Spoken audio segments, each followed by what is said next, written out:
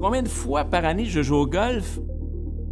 En toute honnêteté, je dirais pas assez souvent.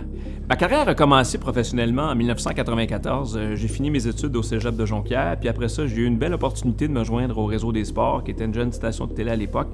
Puis j'ai œuvré là pendant 17 ans, jusqu'en 2011. J'ai touché à tout. J'ai été reporter, lecteur de nouvelles, animateur de différents événements sportifs, de golf évidemment.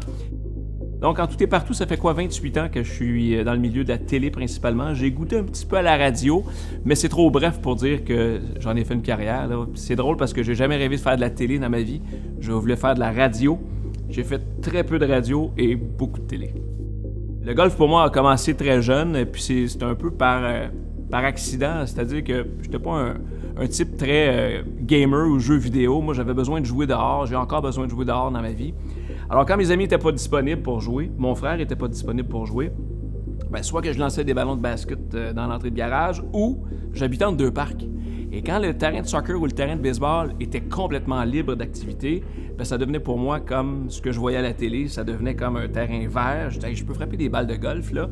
Et les buts de soccer, ça devenait des cibles pour moi. Je visais le poteau de droite, je visais le poteau de gauche.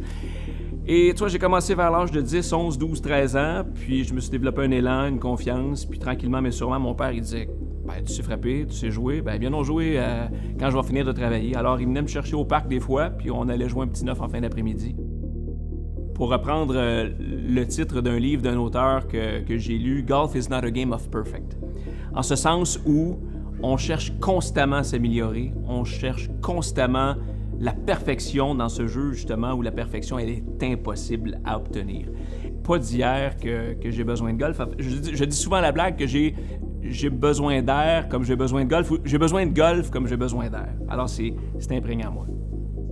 La veste E-Wool est devenue partie prenante de mon sac de golf. Mais si tu veux rester au chaud, tu veux rester confortable, tu veux rester hot, comme on dit, ça chauffe en avant, ça chauffe en arrière, du coup, jusqu'à la taille. Pour moi, c'est merveilleux. Puis, avec 3 niveaux d'intensité, le plus chaud me rappelle un peu l'Arizona au mois de juin. Ça peut être très chaud, puis on peut l'ajuster de belle façon. La veste E-Wool est un complément extraordinaire à mes activités sportives, notamment pour le golf.